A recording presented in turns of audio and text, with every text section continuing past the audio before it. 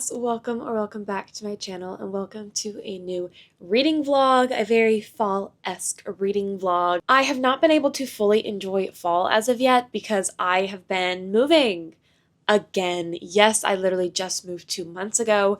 Yes, you literally have seen me do a bookshelf reorganization and tour about how my shelves look, and then we moved. Here we are, but it is so much better than where I was.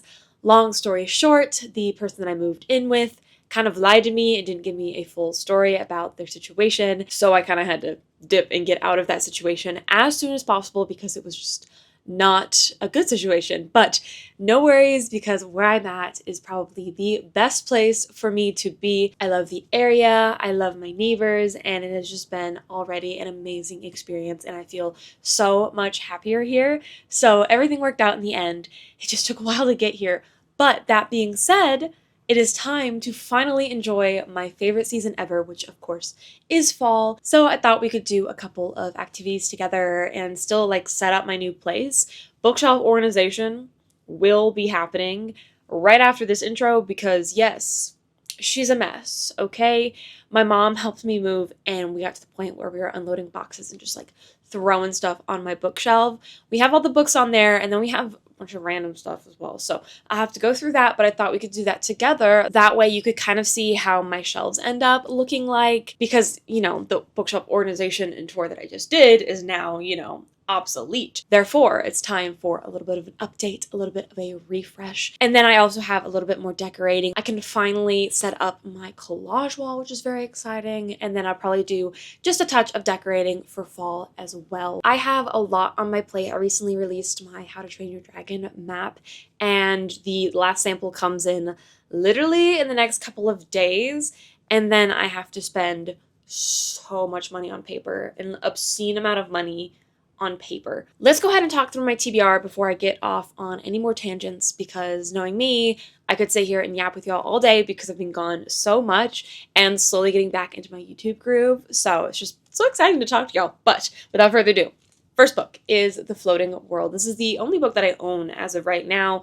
The next book on my TBR I have coming in, I think tomorrow, and I'm not sure when the other one comes in, but we'll get to those in a second. The Floating World by Axie O is a story about a girl with magical powers and the guy who's hunting her but doesn't realize that she's the person that he's looking for and like thousands of others are looking for. She basically releases this like blast of magical light when her village is being attacked by demons. I'm not exactly sure who put the bounty on her head, but tons and tons of mercenaries are hunting her and their paths cross. Something very interesting as well is that Sunho, the mercenary, has no memories prior to 2 years ago when he literally woke up with knowing nothing but his name and holding his sword. And so he's been taking on odd jobs, and that's when he takes on the mercenary job of hunting our girl Ren. I actually just picked this up last night. I needed to go grocery shopping and there was a Barnes & Noble near Target, and what am I supposed to do? Not pop over there? And I thought it was the perfect opportunity to nab up my copy. I do absolutely adore this cover. I think it is absolutely phenomenal, and I'm really excited to read A Fantasy by Axie O. I did not end up reading The Girl Who Fell Beneath the Sea. I was supposed to a couple years ago, Katie don't yell at me, back when we were running Wyverns and Words, but I have read both of her K-pop books, XOXO and ASAP, so I'm excited to see how she writes fantasy and how good it will be. I'm so delighted to be, you know, here and talking about books with y'all. So the next book is going to be The Ballad of the Last Dragon by CJ Farron. This is an indie published book with a phenomenal cover, and yes, I did judge this book by its cover, but I also am obsessed with the synopsis. Syl is a bard and she's been playing music off the beaten track in this broken down town, kind of hoping for her big break. Essentially, she wants to become a world-known bard. However, being in this tiny town doesn't give her much opportunity to do so. So a band of travelers are passing through and they're on their way to slay a dragon.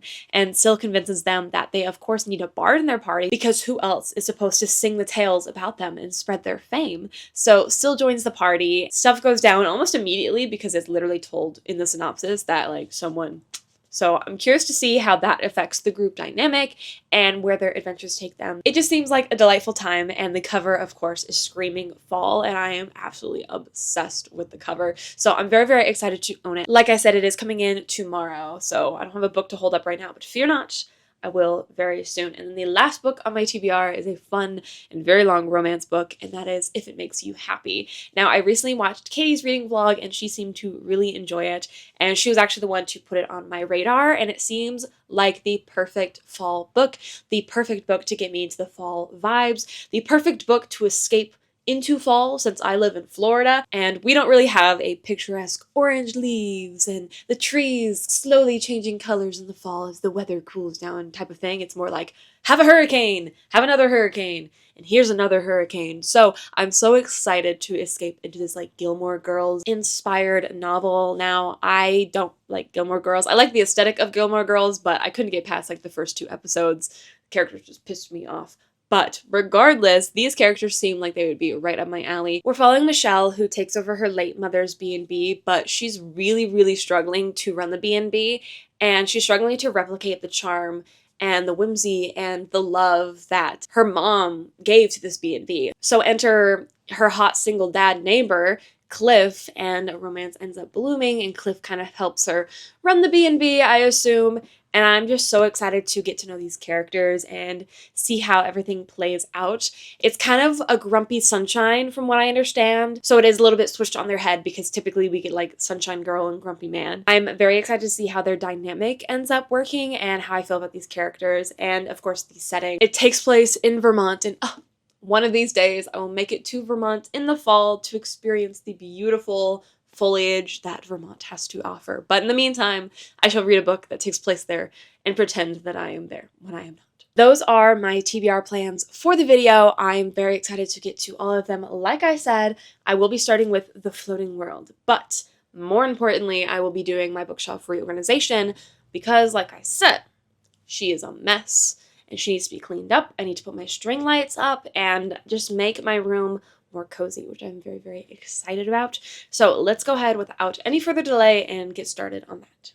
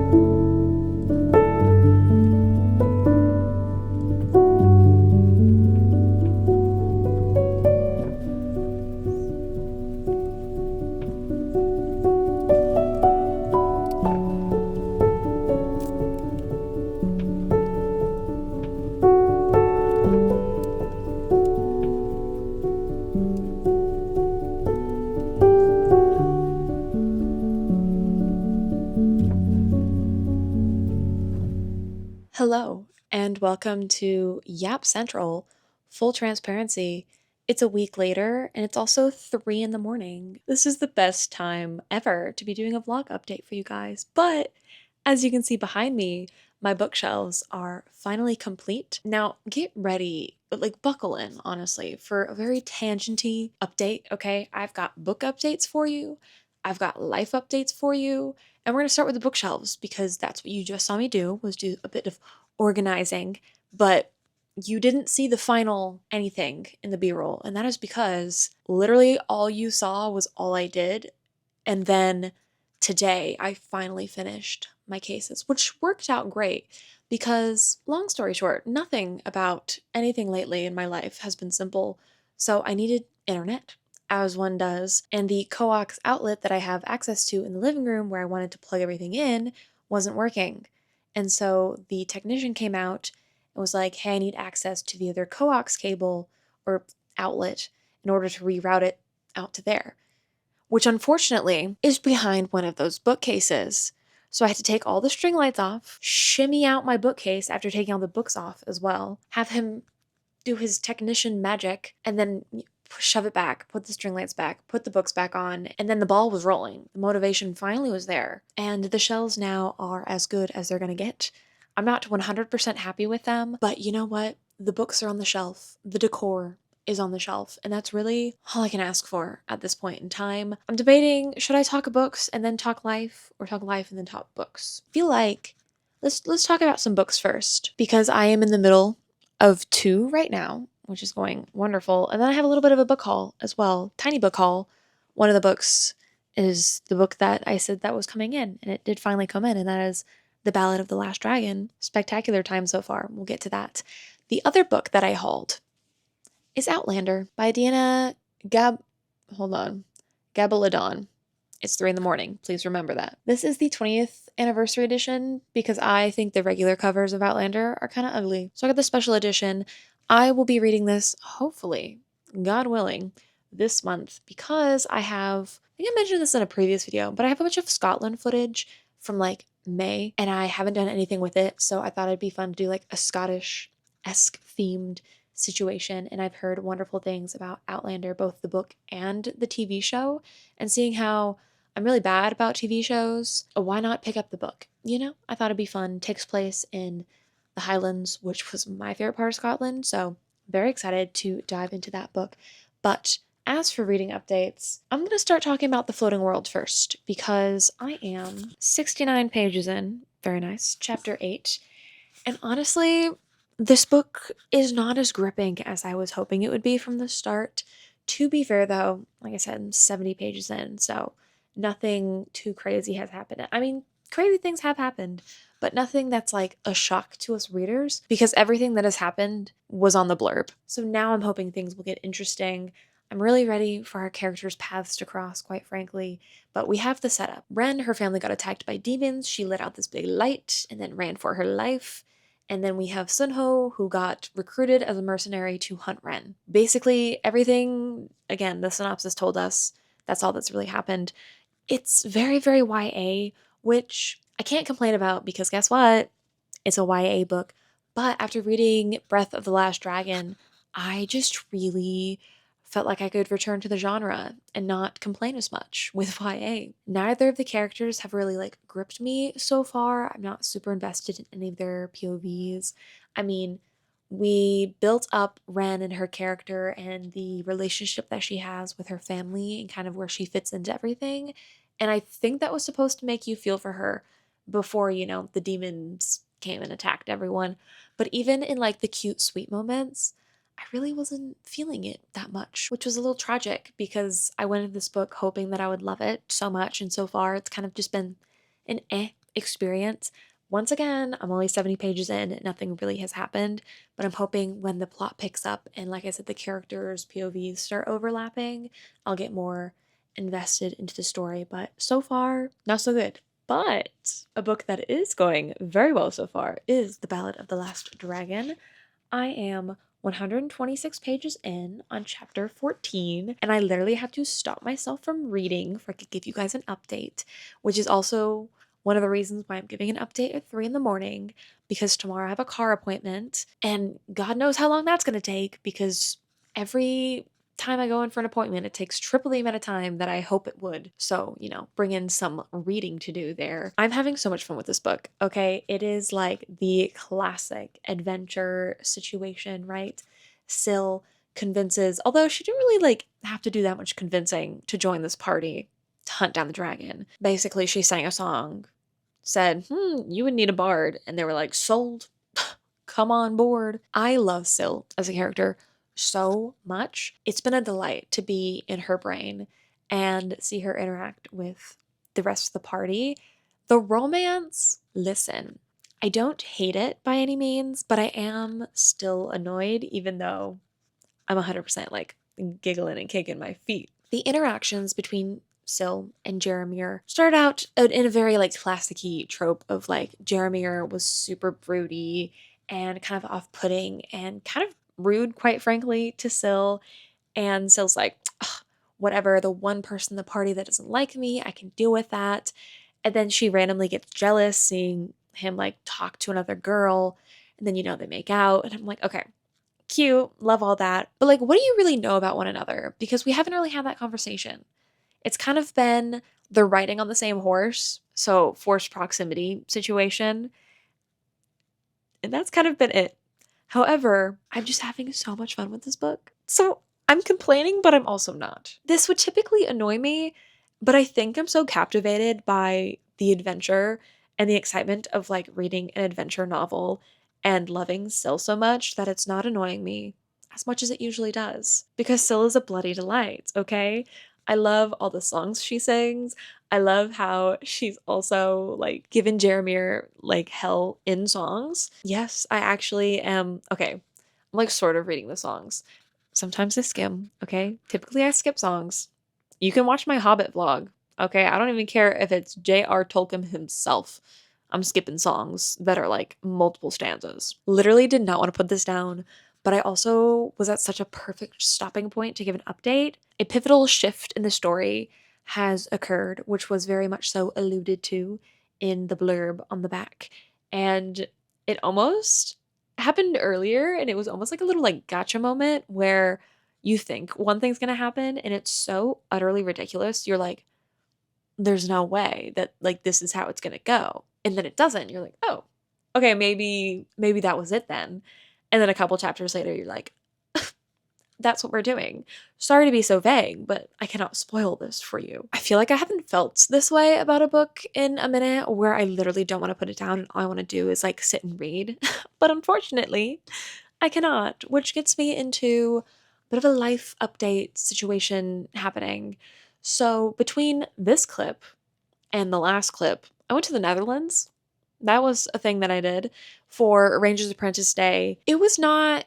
So I saw my friend Charlie, which was like the best part of the trip. Obviously, I love visiting any of my friends. However, I was not feeling well like the second I got there. I was so unbelievably tired and not just like, I'm jet lagged. Like I could not, like I could hardly function.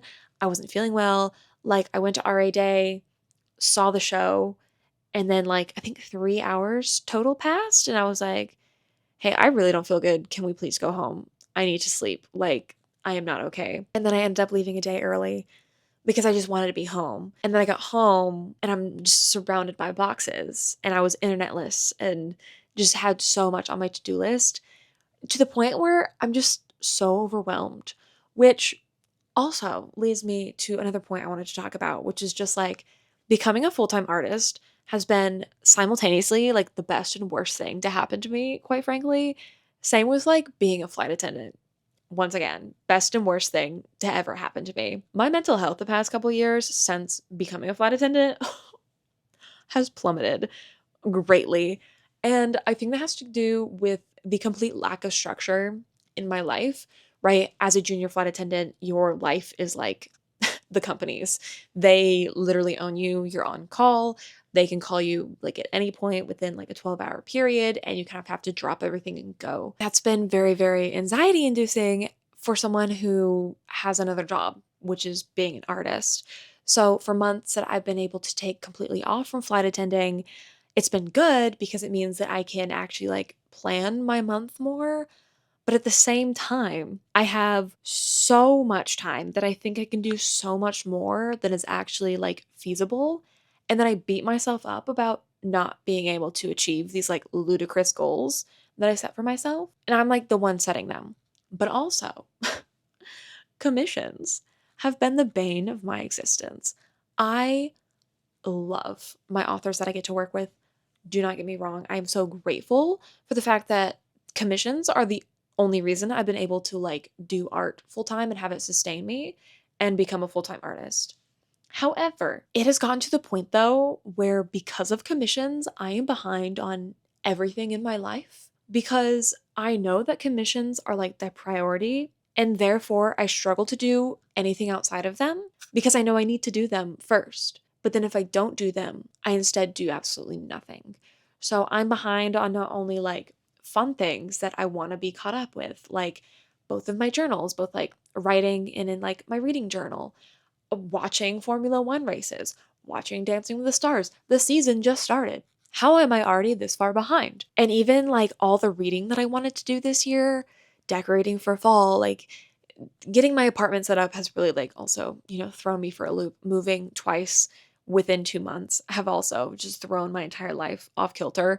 And I'm just not being very kind to myself, like while I'm getting back on track. And that's been really hard. I'm like, why can't I function at the same rate I was when like I had nothing going on and I was settled into a routine? Crazy. I also added the fact that I wanted to post YouTube videos every Monday for the rest of the year because fall is my favorite season. And there's just so many videos that I love doing every single year, especially towards the end of the year. But in order to do that, I have to film, I have to edit, I have to, add to my plate, which is already like overflowing to the point it's breaking point basically. My breaking point. Yeah, I'm hanging on by threads, okay? They're the threads are very thin and I'm holding on as best as I can. I feel like that was really rambly and didn't I don't know where I was really going with that, but all that to say is I have been in a perpetual state of stress for like 6 months straight. I think just since the beginning of the year when my roommate like went off the rails and started like screaming at me for no reason and my living situation became extremely toxic and then my living situation for 2 months also became extremely toxic. And now like we're Gucci on the living situation, okay?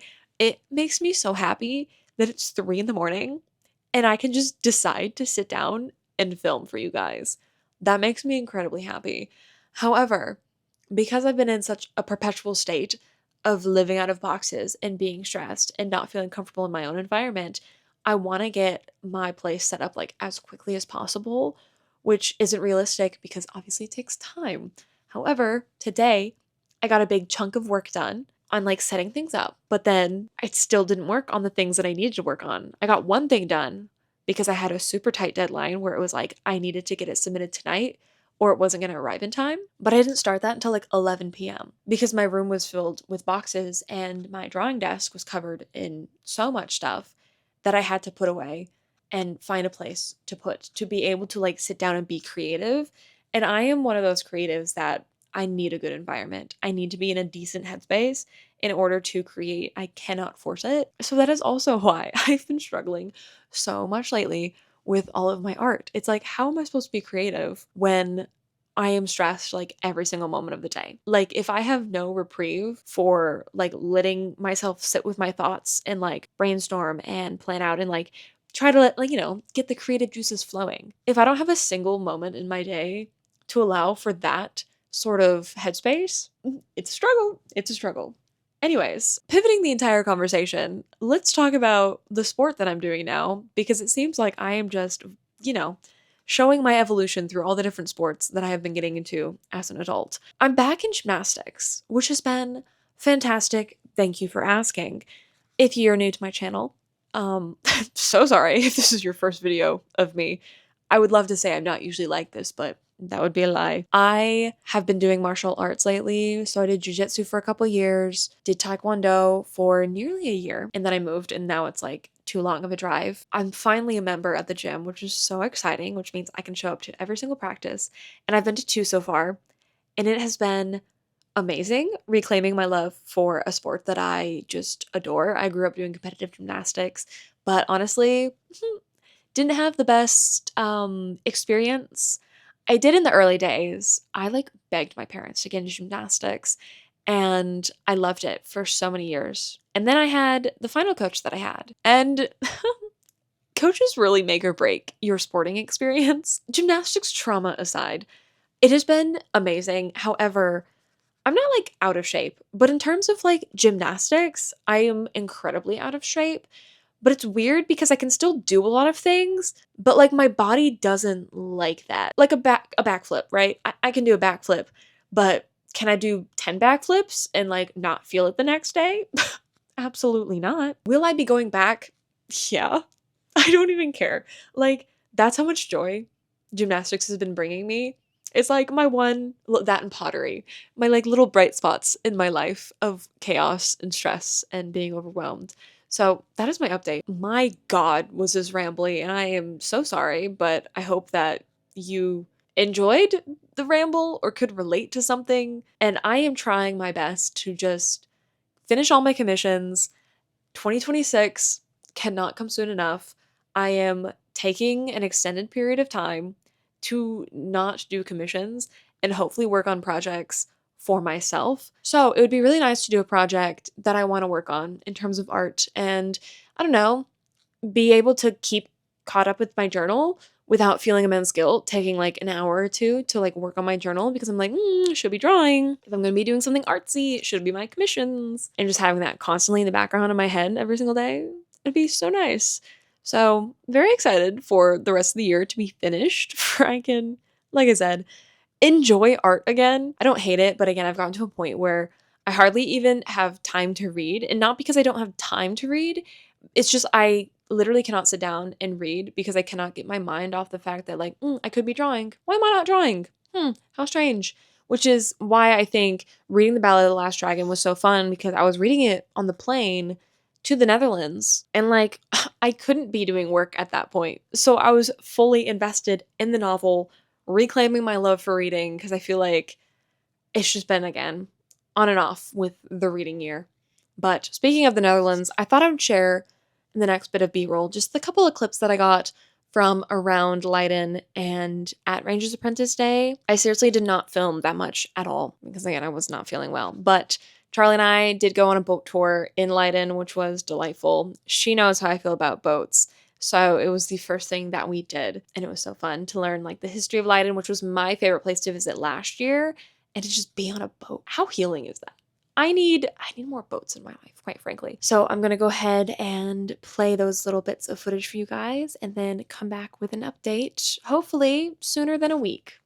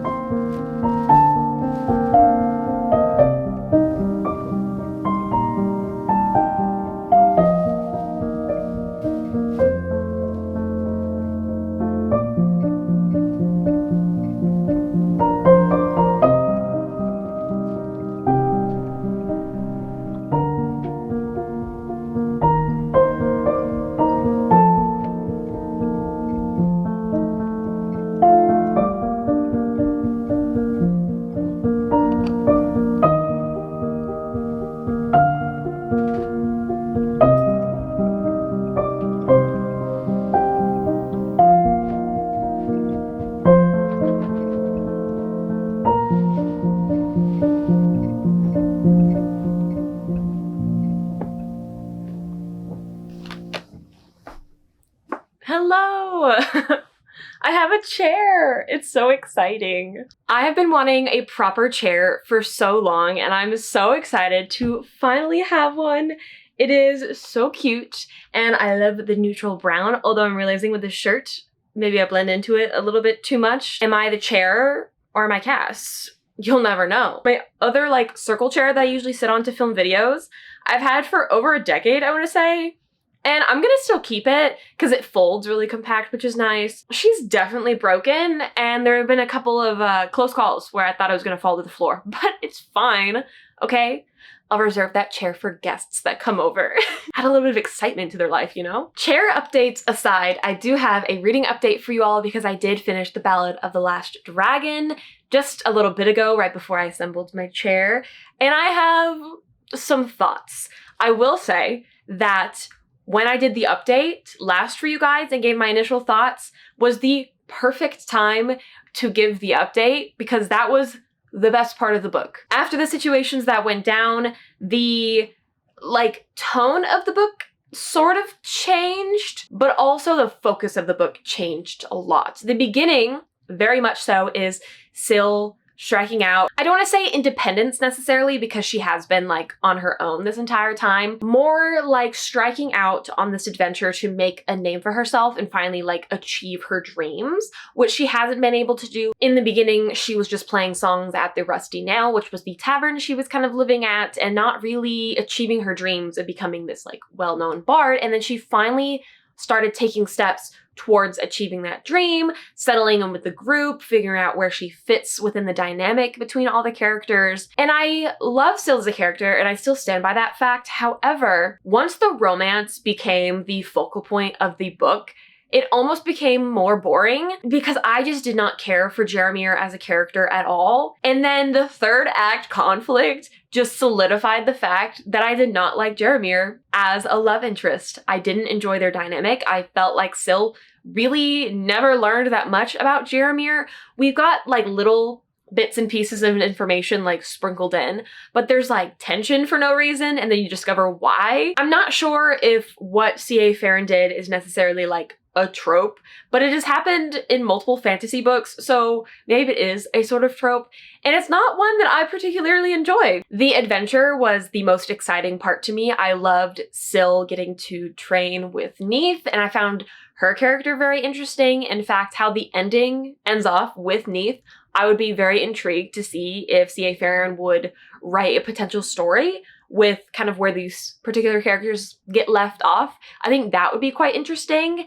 But Jeremier kind of ruined this book. The adventure, the whimsy, the fun that was this adventure and this quest to slay the dragon was instead overshadowed by Jeremier just being annoying this entire book and just being broody about things that weren't a fun, ooh, mysterious broody, but just I don't even want to spoil it for you guys, but I hated it so much. And I was like, Syl, stand on business, girl. What are you doing? I will say, though, there was some banger lines in here that C.A. Farron wrote. Lines that were ooh, no, write that down. That was pretty good. But it just wasn't with the chemistry with Jeremier. I'm like, what are we doing? It made me so upset because this book had so much potential. And because I loved Syl so much as a character, I was really hoping that the plot itself would be as interesting and fun as Syl was. Instead, we got a very predictable ending. Even though I think it was supposed to be more of an unexpected reveal, I was just yep, this is exactly how I thought things would end off. While there was a lot of moments in this book I did enjoy, the romance was not one of them, which was really unfortunate because the second half of this book was very romance heavy. It felt more like a romantasy and less like a fun adventure romance story. I knew there was going to be romance in this book. However, with all the focus in the beginning towards the adventure and towards the group, I wish there was more time spent with the group of adventurers, focusing more on Neith, who I found very intriguing, but we hardly got to know at all. Caddock, which we know hardly anything about either, as well as Aaron. I feel like there was a lost opportunity by not fleshing out the side characters and focusing on this band of adventurers and instead focusing on just Jeremier and Syl and their Romance. As I sit here talking about all of my gripes, I feel like I just wanted this book to be more like Ranger's Apprentice. Because in Ranger's Apprentice, we get the adventure and we get like the banter between all the different party members, and the focus is on like the adventure and the plot and everything going on. And so all the moments that were like that, I was like, yes, yes, we are so in it right now. And then when the romance kept cropping up, I was like, no. I don't want that. Take this review how you will. I just feel like it was very insta-lovey. Actually, not even insta-lovey. It was just insta-lusty and remained that way throughout the entire book. And it took away from an adventure that could have been. I ended up giving it a 3.5, even though I would have loved to rate it higher. It just was not meant to be. As for activities for the rest of the vlog, I'm not sure exactly what I'll be doing. I know I want to finish reading The Floating World for sure. I don't think I'll have time to get to If It Makes You Happy, if we're being honest, which is a tragedy, quite frankly. But this Saturday, which is in 2 days, I have a book ball that I'm going to and like a author vending event in Georgia. So I'll have to drive up north to that. So I'll probably document that, especially like the ball and such. I know I said I wanted to decorate for fall and get the rest of my apartment set up. However, it's just been a lot, quite frankly, and I am just accepting that it's going to take longer than I thought, and I can't do everything in like a week, and I still have boxes everywhere that need to be unpacked and put away and organized. So I'm trying to be more kind to myself about all that. I do, however, need to go pick up some holds from my library, so I'm gonna go do that, and I will come back with you a bit later.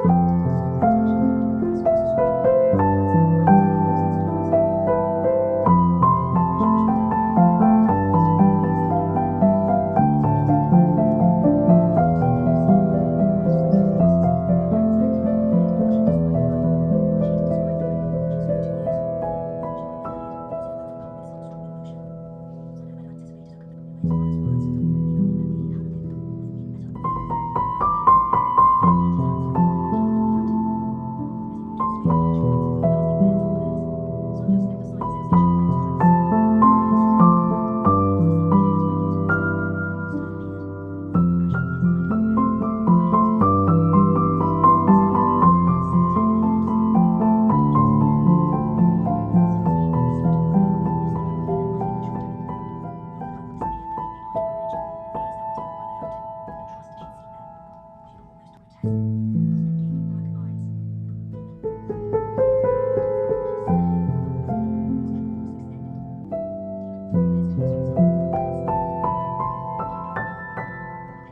come bearing updates for you all in front of my brand new collage wall. I'm obsessed with how it turned out, and it wasn't as tricky as I thought it would be. There were a couple spots that I really struggled with, and I just kind of stared at the wall and disassociated, and then looked through all my art to see how I could fill the gaps.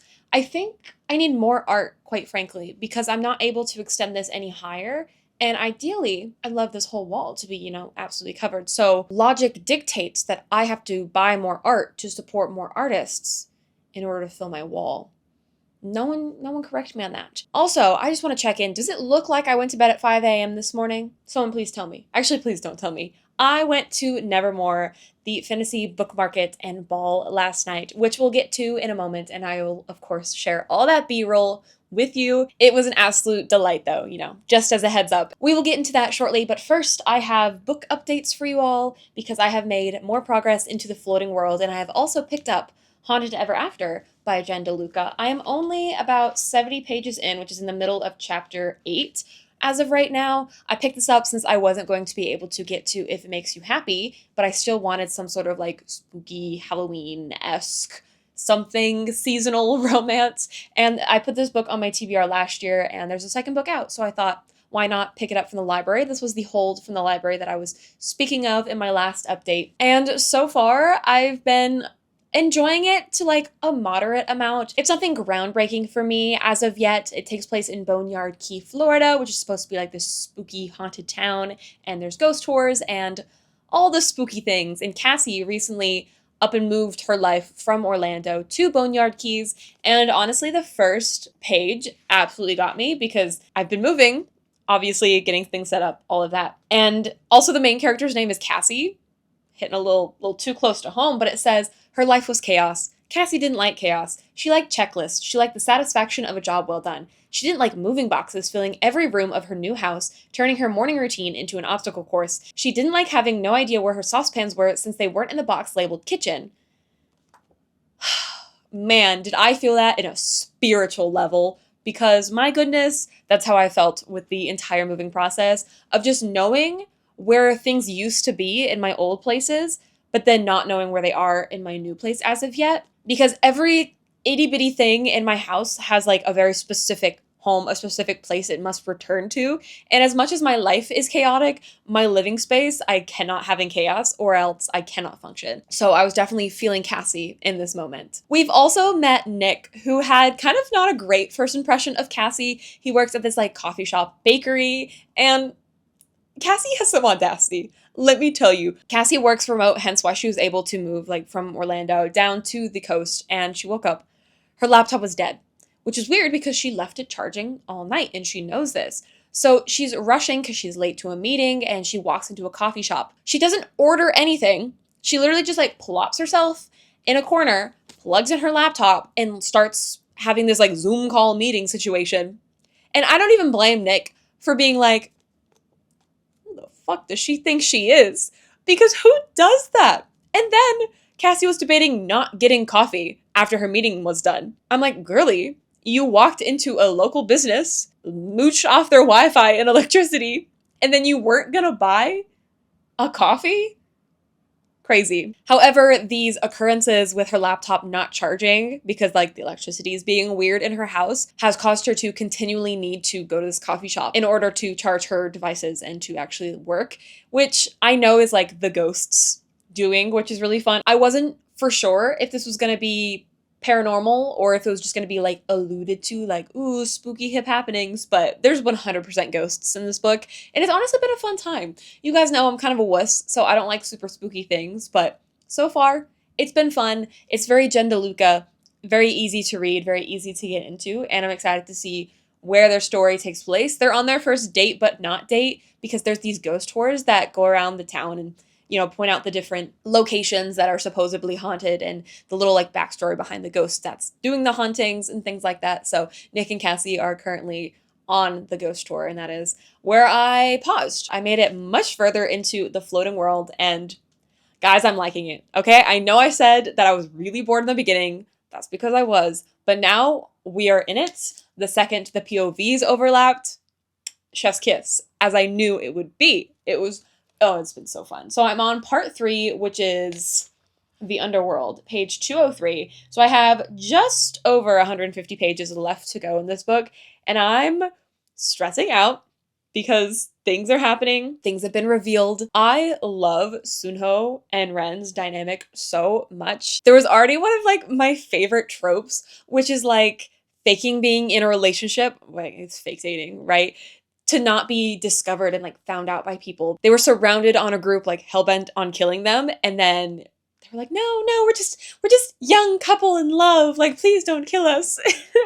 It was so good seeing how they both like play acted, totally being into each other when knowing like they are totally into one another. And the plot thickens because we have found out certain information about Sunho's brother, and it was literally just revealed, and it had me absolutely shook. Like, I heard something because I was listening to the audiobook while I was setting up my collage wall, and I heard something and I was like, was that what I thought it was? And then a couple chapters later, it was like confirmed. And it's crazy right now. Ugh, and it's just so good. I'm so happy that I decided to push through and not DNF this book because, guys, for a minute there, I was thinking about it, but I'm so happy that I picked up the audiobook and kind of got through the rougher bits in the beginning. And I don't think it even starts off that bad.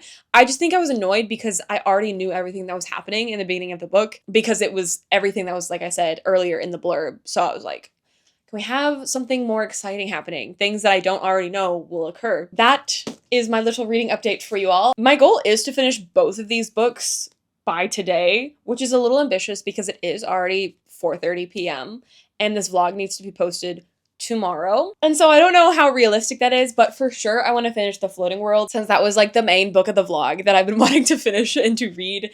And then I would love to get at least a little bit further into Haunted Ever After, but I tend to read romances really, really quickly. So I don't think it'll take me that long, but I do think that the ending of this vlog will definitely be when the sun is down and the sun has set. So look forward to that. But in the meantime, let's chat about Nevermore because this was, like I said earlier, so much fun. It took place in Tybee Island in Georgia, which is about a 5-hour drive from where I live. And I woke up at 4 in the morning and drove down there to arrive before 10. I did a little bit of perusing, did a couple of laps, and I did end up buying one book, which is Between Broomsticks and Beating Wings. And it's a sapphic romance between a Valkyrie and a witch. And I am so intrigued, and I've already really enjoyed the characters that I've got to meet so far. I am only like 3 chapters in, but I did just like a little bit of a read of it so far, and I've really, really enjoyed the setting and the characters that we've got introduced to so far, so I'm really happy about this purchase. However, I have added like so many more books to my TBR. I just didn't buy them immediately, but I already know I'm gonna be online in a couple days probably purchasing more books from the authors that were there.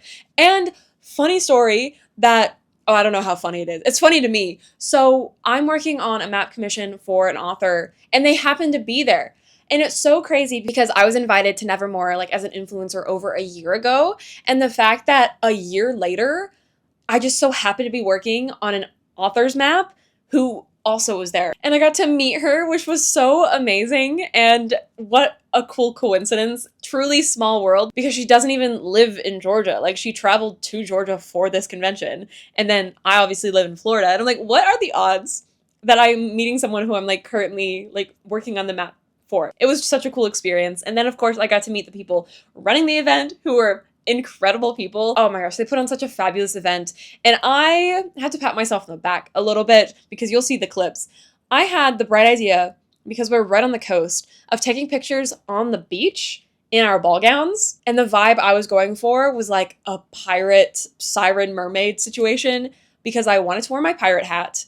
And I thought it would be a fun tie-in to also like have my maps on me as well, because I'd already worn the ball gown that I wore back in January for, what was that one called? Realm of the Winters ball. And that was great. And I didn't want my photos to look identical because obviously same dress, but I had to style it differently. Hence the pirate hat on the beach. It was so fun. And what made it even more fun was my camera was like paired up to my phone. And basically, all the girls were like holding my phone, looking at the photos as I was taking them of everybody.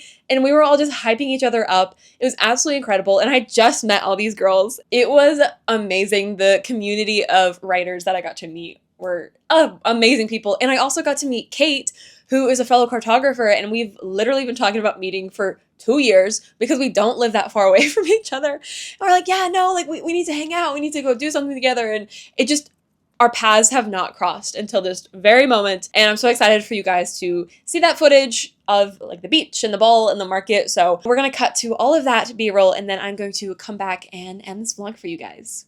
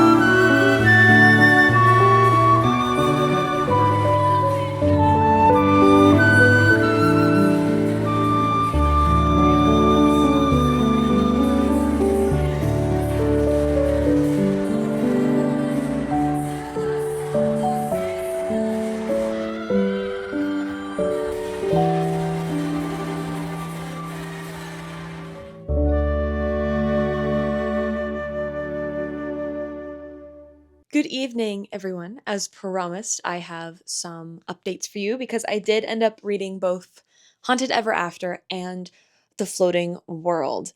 And I did like just finish Haunted Ever After, and I thought I was going to start talking about that one, but I think I'm going to talk about The Floating World first by Axie O, because my thoughts are a little less positive about this book than Haunted Ever After. Honestly, the last time that we spoke was the last time like I really, really enjoyed this book. And then after the update where I was hyping it up after getting over the slog of the first part, things kind of went more downhill again. And not in like a terrible way. Again, it does read like very YA, and it's very like tropey in the YA sort of things. Lots of plot conveniences, things like that. And the romance didn't really bother me that much about it being more like insta-lovey because they're like teenagers. So I always expect insta-love when it comes to teenagers. However, the problem isn't necessarily to do with, well, I guess it does have things to do with the plot. After I had finished, I was kind of open-minded to perhaps picking up the next book because I just realized that the next book is literally coming out in like 2-3 days. But then I was reading some reviews because I was marking it read on Goodreads and I love doing a little peruse through the reviews. And turns out that The Floating World is basically a complete ripoff of Final Fantasy VII. Editing cast popping in to say that according to Axio, it's a retelling of a Korean myth called the Celestial Maiden and is a love letter to Final Fantasy. So perhaps the similarities are not as straightforward as people claim, but the deeper I dive into it, the more and more similar that they do seem. But it does spark the question of how similar can something be while claiming inspiration without it being a straight ripoff? Which I can't verify myself, having never played Final Fantasy and knowing not much about Final Fantasy in general, but there were many reviews basically giving direct comparisons one-to-one about the characters in this book, the magic in this book, the world building in this book, and that kind of left an icky feeling. So I don't know if I will continue the duology or not and read the second book. Honestly, this read like a Mary Lou series, Legend. The vibes that it gave me, it was very much so giving like early 2000s YA vibes. And for that, I appreciated. And then, of course, there's the whole conversation of whether or not it is just like a blatant plagiarism of a pre-existing IP. And it is so interesting to me that this book was marketed as Final Fantasy meets Castle in the Sky. So for that to be very much so like a one for one and not just like an inspiration for, very interesting. Obviously, I can't say for sure, having never played Final Fantasy VII. However, if any of you guys have played Final Fantasy and know anything about that whole situation, please let me know whether it's true or not. I enjoyed the demons and the monsters, and the ending had me absolutely shook. I was once again like 100% ready to pick up the second book, but now it just feels a little more like However, like I said, I don't know much about Final Fantasy. I've only played one Final Fantasy game, and that is Crystal Chronicles, which is, I feel like, a lesser known video game. Unless some of you have played it, in which case let me know. But my brother and I have been playing through it very slowly when he comes and visits me. We didn't get very far in it though, because we rage quit last time he visited because we kept dying. Anyways, I digress. Let's talk about something a little bit more positive, which is Haunted Ever After by Miss Jen DeLuca, who just gets me. Honestly, Jen DeLuca, I wasn't sure if she was like a auto-buy author for me. I adore her Renaissance romance series. Like, read it, I think 5 or 6 times at this point. Like, obsessed with it. Every festival season, anytime I'm missing festival season, I'm picking up those books. However, I wasn't sure if it was just because it takes place at a Ren Fair, and it takes place in Willow Creek, which is just this tiny, charming town that I fell in love with. I fell in love with the characters, and I wasn't sure how I'd feel about a book outside of the Ren Fair romance series. And then I picked up this book, and I was a little apprehensive at first, but I can't even pinpoint exactly what it is about Jen DeLuca. She just knows how to write a small town romance, though, and make me love these characters so much. And I have some good news, too. I already know what the second book, like who the characters we're following in the second book is. I don't even have to check. It's so obvious when you're reading this book, and I'm so excited about it because I really enjoyed the two characters and how they interacted in this book, and I cannot wait to get like a full book following them. So I will be perusing down to Barnes & Noble in the next few days to pick myself up a copy and read. I can't remember what the second one is called. It's got some other pun in the name, I'm sure. But I never thought that I would be so obsessed with this tiny little Florida town. And honestly, it was kind of fun for me as well, as someone who's now lived in Florida for almost 2 years, which is absolutely insane. But just like getting some of the jokes, like knowing about the pub subs and other like little Florida tidbits. Like, oh, I'm kind of in the know, which is how Cassie started feeling as well, getting to know more about Boneyard Keys, getting to see how like each ghost has their own little like quirks. Like there's this dude on the beach, and every time you go to the beach, you want to like leave a beer out for him so he can have a little beer. There is like a good mix of serious topics covered while also still being like a silly, goofy, fun time Jen DeLuca just knows how to like mesh those two things together. It's the perfect amount of like cheesiness for me. I know it's not going to be everyone's cup of tea. There were a few too many puns in this book. But then they were self-aware about the bad puns and they kept calling it out, which honestly made it worse. I'm like, just own up to it. Own up to the pun was bad, okay? But the fact that like there's there's a sorry, it's so ridiculous. I like can't even get it out. There's a misogynistic ghost who's defeated basically by the power of feminism. Hysterical. Hysterical. Like there's an exorcism in it and that was utterly ridiculous. But why am I already thinking that this is going to be my next like October read? Is this going to be my yearly October read? Jen DeLuca just has some sort of witchy power over me that every time I read one of her books, I'm like, this is so rereadable. I want to be back in this cozy little town. It was so delightful. Like I said, I absolutely adore the characters. Even side characters we didn't really get much of, I still was absolutely obsessed with and wanted to see more of, hence why I'm so excited for book 2. This is definitely a slow burn, which I really enjoyed, but the reason it's a slow burn isn't entirely like Nick and Cassie's fault. Nick couldn't even enter Cassie's home for like the longest time because of a ghost problem, and then where Nick lives, his roommate is a ghost.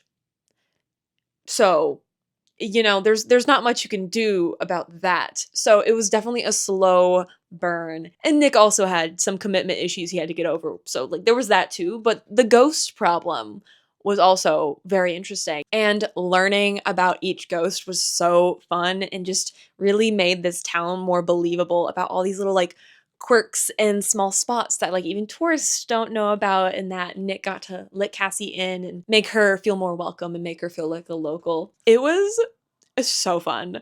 And I'm so ready to read the second book. It's not like a new favorite of mine. This is definitely going to be like a seasonal reread where I'm like, yes, October is here. Let's go back to Boneyard Keys because the small town has my heart right next to Willow Creek. I did end up giving it a 4.25, maybe slightly less ghost puns in the next book. Who knows? But we are here to wrap up this vlog for you guys can see it. It is going on midnight, so I guess watch it today, technically, and I still have to edit parts of this video, so hopefully you're seeing this on Monday. I'll quickly talk through the books that I read since I talked through 2 of them.